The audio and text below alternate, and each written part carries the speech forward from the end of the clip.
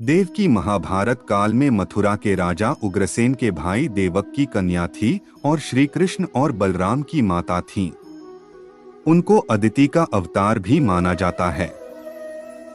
यह भी माना जाता है कि उनका पुनर्जन्म कृष्ण के रूप में हुआ और उस जन्म में उनका विवाह राज सुतपस से हुआ। एक देवकी के रूप में इनका विवाह वसुदेव यादव से हुआ।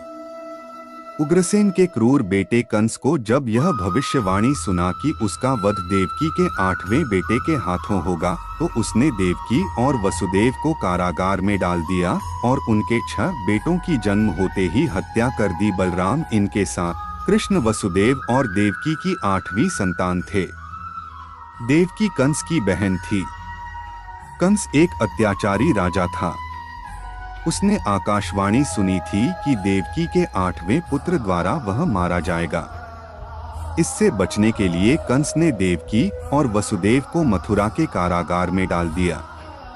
मथुरा के कारागार में ही भादो मास के कृष्ण पक्ष की अष्टमी को उनका जन्म हुआ।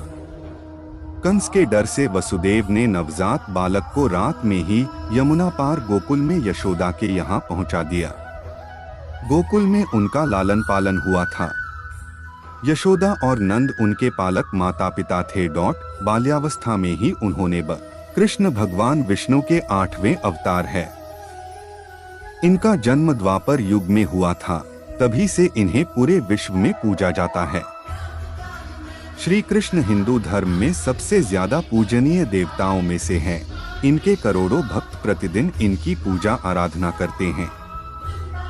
श्रीमद् भागवत और महाभारत में भगवान कृष्ण का चरित्र विस्तृत रूप से लिखा गया है।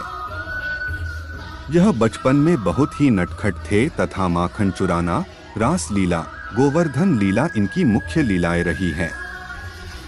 इन्होंने ही महाभारत के समय अर्जुन को धर्म का ज्ञान दिया था तथा अर्जुन के सारथी बने थे। श्री कृष्ण भारतीय संस्कृति में कई विधाओं का प्रतिनिधित्व करते हैं।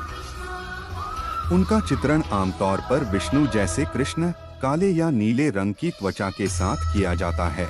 14 हालांकि प्राचीन और मध्ययुगीन शिलालेख भारत और दक्षिण पूर्व एशिया दोनों में और पत्थर की मूर्तियों में उन्हें प्राकृतिक रंग में चित्रित किया है, जिससे वह बनी है। कुछ ग्रंथों में उनकी त्वचा को काव्य रूप से जामुन, बैंगनी रंग का फल के रंग के रूप में वर्णित किया गया है। 15-16 कृष्ण को अक्सर मोरपंख वाले पुष्प या मुकुट पहनकर चित्रित